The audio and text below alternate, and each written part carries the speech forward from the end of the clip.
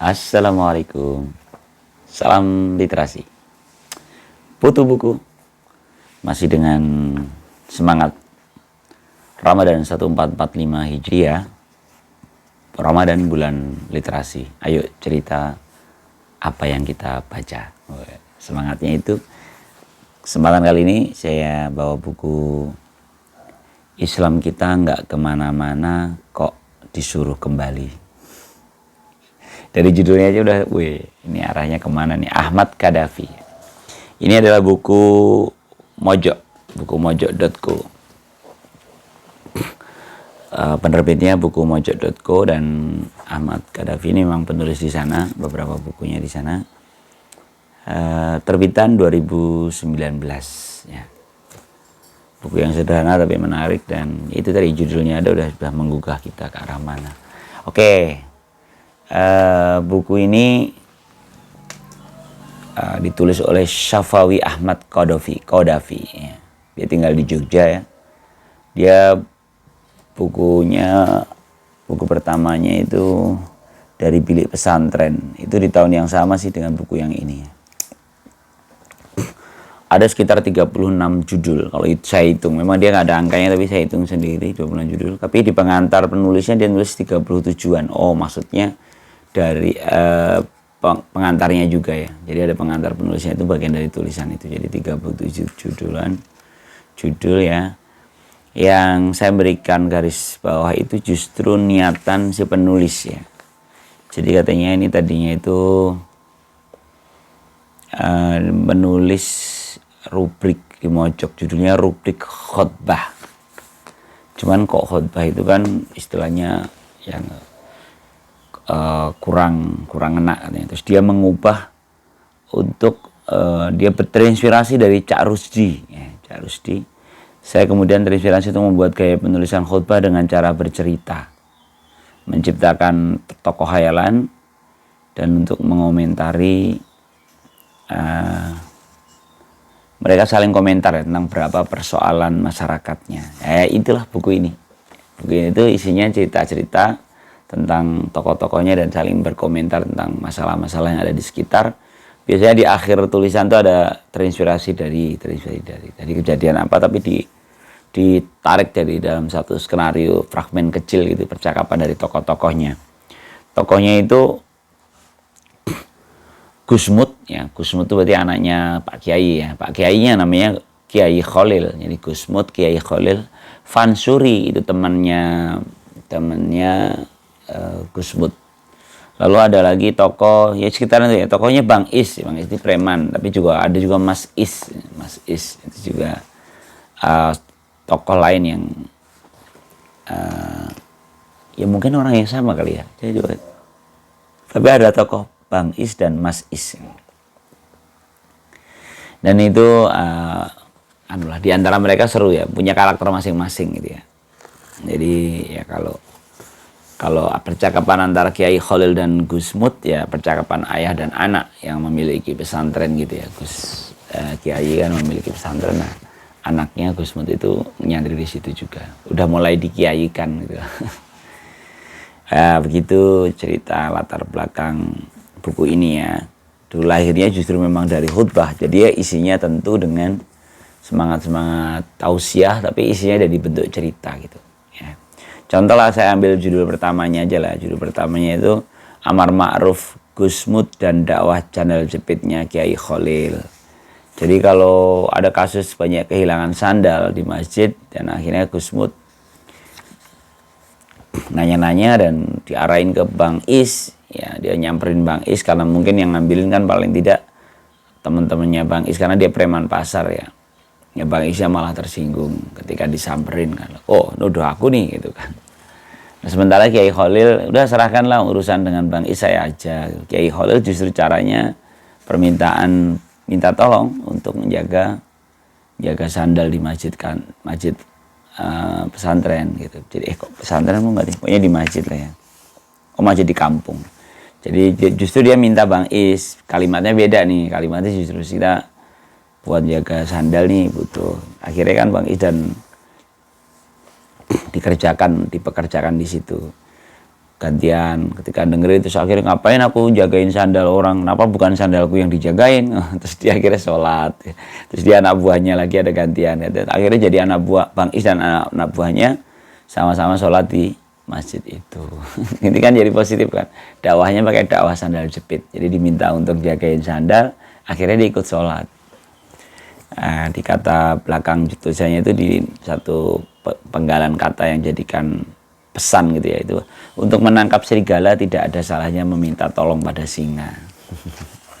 Ya ceritanya semacam itu ya teman-teman, renyah-renyah dan menarik ya, cita-citanya menarik. Ketika ngomongin politis ya, itu Gus Kiai Khalil juga ngomong jangan salah mood, agama itu sudah politis ya. Pilihanmu untuk beragama itu sebenarnya sudah pilihan politik. Ya meskipun tidak sama dengan partai politik gitu. Jadi ketika jangan ngomong politik di masjid lah, kamu beragama aja itu sudah pilihan politis gitu, pilihan sadar kita kan. Jadi sebenarnya udahlah jangan gitu ya, tapi memang beda pendekatannya, tapi jangan terlalu keras. Kemudian ini di judul apa ya, yang tentang judulnya ada yang menarik kok, dia karena perbedaan pendapat gitu ya. Terus di sini diingetin dengan kalimat yang bagus. Karena untuk hubungan Tuhan dengan hambanya tak ada yang benar-benar tahu mana yang diridhoi dan mana yang tidak. Ya kan? Jadi kalau kita sedang ngerasa konflik-konflik di antara sesama pemeluk agama yang teguh lah gitu ya, tema-tema agama itu kan di sekitaran itu kan, bahwa kita merasa kamu sesat nih, kamu salah nih, kamu ya kan gitu. Padahal sebenarnya hubungan Tuhan dengan hambanya itu nggak ada yang benar-benar ngerti.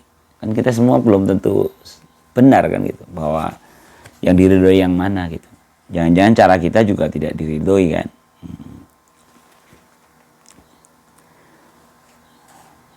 Oh ada yang sedih banget nih, minta doa kok sama Ustadz Habib atau Kiai. Judulnya gitu, saya kaget loh. Emang nggak boleh minta doa sama ustadz gitu kan. Akhirnya ceritain lah, cerita seorang yang meminta doa, lalu Pak Ustadznya nasihatnya malah gitu lah, kok minta doanya sama saya, minta doa itu jangan sama Ustadz Habib atau Kiai lah. Terus gimana Pak Ustadz? Nah kalimatnya ini indah betul ya, ini majeleb saya. Bahagiakan ibu sampean mas, jangan pernah lukai hatinya, itu sudah jadi bekal doa yang paling mustajab yang pernah ada di dunia. So sweet ya. Jadi udah nggak usah minta doa sama Pak Kiai, tinggal ke ibumu aja udah itu udah paling dahsyat, doa yang paling dahsyat. Aduh itu ngena banget ya. Seringkali kita terlupa, apalagi ini menjelang akhir Ramadan ya. Nanti mau silaturahim ya. Yang masih punya orang tua sempatkan bersilaturahim, dan karena itu adalah pintu doa kita yang paling mustajab. Kok jadi malah ini ya. Ini cocok buat saya nih. Jadi ngena nih. Oke terus ini aja lah yang terkait judul ini. Ini ada judul sendiri Bang. Islam kita nggak kemana-mana kok disuruh kembali. Ini tuh di daftar isi itu nomor berapa ya? Tapi memang daftar isinya juga nggak ada nomor judulnya ya. Nomor 11 nih, halaman 63. Ini cerita, jadi Mas Is itu sedang mampir di masjid lain gitu, masjid kampung sebelah, dan diajakin ikutan demo karena ada penistaan agama. Terus Mas Is semangat betul ngajak Gusmud dan Fansuri, sementara Fansuri sama Gusmud malah pada mau main catur. Terus dia agak kecewa gitu ya. Agak kecewa, dia ngomong gini nih si Mas Isnya itu, kok kalian nggak marah sih sama yang beginian, ini jelas-jelas agama Islam dilecehkan, kata Mas Is ya. Lalu jawaban Gusmud ya, jawaban Gusmud,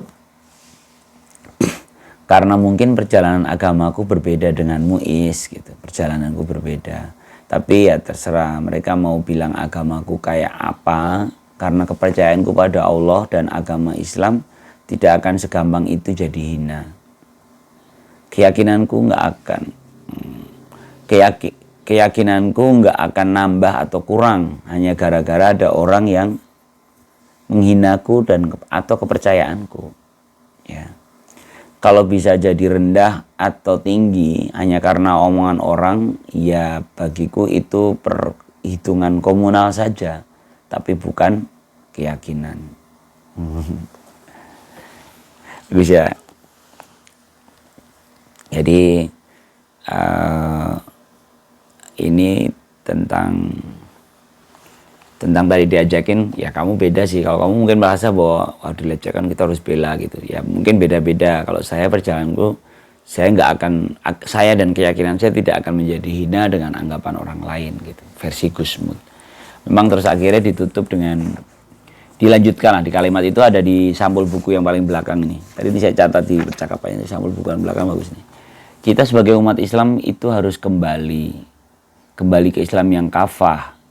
Dan jalan ini kita harus bisa menyatukan persepsi, menunjukkan pada dunia luar bahwa Islam Indonesia itu kuat karena bersatu, kata Mas Is. Kembali kemana Is maksudmu? Nah, ini kata Gusmud ya. Ya kembali ke Al-Quran dan Sunnah dong Gus, jawab Mas Is lagi. Lah memang kita selama ini hidup harus selalu pakai itu gitu. Kita nggak pernah dan nggak boleh kemana-mana gitu. Memang lah masa nggak kemana-mana kok disuruh kembali. Rumahku itu ya Al-Quran dan As-Sunnah. Lah ngapain aku disuruh kembali kalau aku sudah di dalam rumah gitu. Jangan-jangan justru yang wanti-wanti itu yang sebenarnya belum kembali gitu.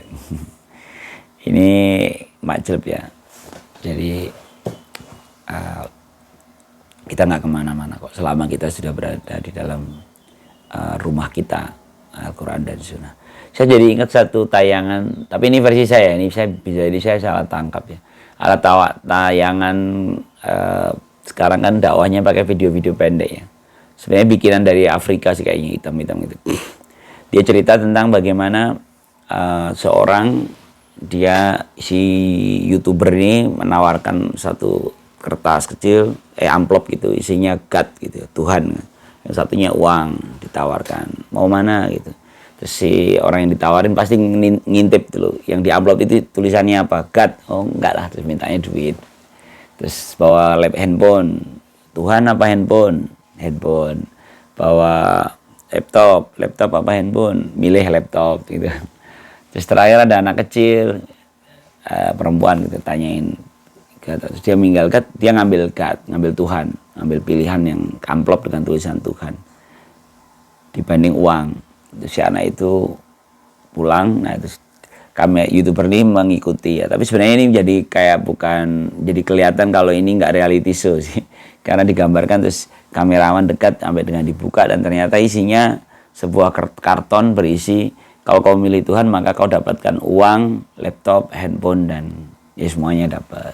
Gitu pesannya begitu kan. Nah tentu di situ captionnya ya, tuh kan kalau memilih Tuhan maka engkau mendapatkan semuanya gitu. Cuman kalau saya justru melihatnya di sini, kalau video itu mengapa orang pertama, kedua dan ketiga yang memilih bukan Tuhan?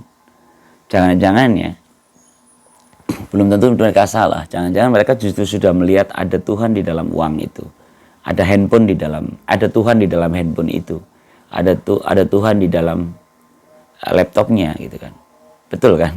Karena dengan uang kita bisa melakukan kebaikan, dengan laptop kita bisa melakukan kebaikan, dengan handphone pun begitu kan. Jadi wajar sebenarnya kalau ngambil itu. Jadi ini versi saya ya. Jadi sebenarnya ketika kita bisa melihat dunia itu dari sudut pandang yang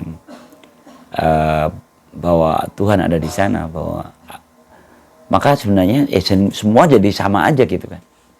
Justru malah yang jadi pertanyaan kan ketika dia memilih, kenapa itu dipertentangkan, itu kan jadi masalah kan. Mengapa antara pilihan Tuhan dan hal-hal lain itu menjadi dipertentangkan. Padahal kan sebenarnya al-muhit gitu ya. Allah itu kan menyemesta ke semuanya gitu. Jadi sebenarnya ada juga di sini. Versi gua begitu ya. Jadi sebenarnya menurutku sama aja. Kalau kita udah meyakini Allah itu menggenapi, meliputi seluruh semesta, ya sudahlah. gitu.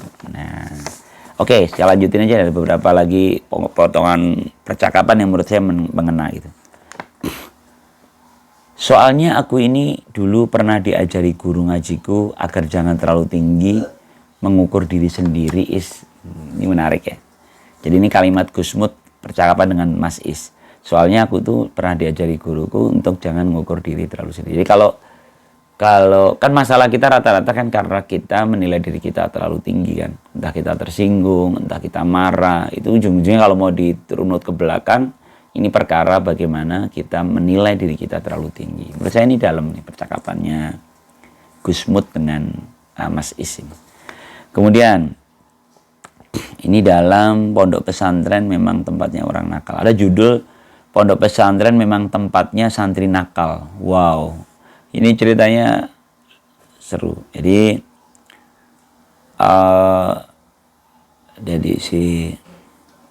gimana ya mulai ceritanya ya. Kiai Khalil ya. Kiai Khalil itu dia minta daftar nama santri-santri yang kayak pilihan gitu ya. Ternyata di daftar itu malah yang nakal-nakal dicoret. Lah terus Kiai Khalil itu, lah kok kamu coret apa sih? Lah ini daftar nama, emang daftar nama buat apa sih Gus gitu ya? Kiai, Pak Kiai. Ternyata dia mau mendoakan, justru aku malah butuh yang nakal-nakal. Kan dia butuh tak doakan gitu. Sampai si santri kaget. Nah, itu kejadiannya kan di salah satu forum Gusmut mengisi ceramah gitu ya. Nah, terus tiba-tiba ada kiai siapa gitu, temannya Kiai Rizky yang meluk dia dan dia mengatakan, untung kamu gak nyebutin daftar nama-namanya, itu salah satunya saya gitu. Jadi akhirnya ternyata ada yang sudah menjadi kiai waktu dia nyantri dulu paling nakal gitu. Dan itu karena doa kiainya kan gitu. Menurut saya inilah pola hubung antara kiai dan santri itu adalah saling mendoakan gitu. Dan saling mendoakan itu bukan hanya perihal kepada yang baik kan, justru kadang-kadang yang nakal, yang kira-kira yang bandel, yang justru kita harus mendoakan dengan serius. Para guru itu mendoakan dengan lebih serius untuk murid-muridnya gitu. Dan ini digambarkan di satu cerita ditulis oleh Ahmad Qaddafi dengan cara yang unik ya, satu fragmen yang menurut saya ngena ya. Di situ ditulis, soalnya kita sebagai manusia itu memang pinter nyari kelemahan orang ketimbang kelebihannya. Jadi di poin setelah judul yang tadi itu dikatakan, jadi kadang-kadang kita itu memang terlalu gampang nyari kelemahan orang gitu, justru tidak pada kelebihannya. Kalau memang seperti itu secara fitrahnya, ya kita harus push bagaimana caranya menggali kebaikan seorang. Saya sering kali dapat pesan-pesan yang dalam gitu ya, dari khotib maupun pembicara yang justru berpenampilan tidak terlalu meyakinkan. Jadi berapa kali ya ada ustadz yang naik mimbar dengan agak gemetar, atau mungkin kalau di kampung saya ini, di perumahan saya kan memang digilir ya, digilir jamaah ikut ngisi maju. Beberapa jamaah kan tentu nggak siap ya, maksudnya bukan nggak siap, nggak biasa naik mimbar gitu dengan segala keterbatasannya. Tapi kan dia tetap bawa materi. Nah, beberapa kali dalam kasus ini saya justru mendapatkan mendapatkan poin-poin yang berarti gitu dari materi-materi yang disampaikan. Justru karena apa? Karena ketika kita nggak bias dengan kecakapan khatib ini menyampaikan, kita kan jadi terus menggali kan mana mutiaranya gitu. Dan ternyata justru dalam-dalam. Atau kalau saya pernah khutbah Jumat, ikut hadir dalam satu Jumatan gitu di jalan, karena saya nggak kenal, itu bukan masjid yang biasa saya pakai Jumatan.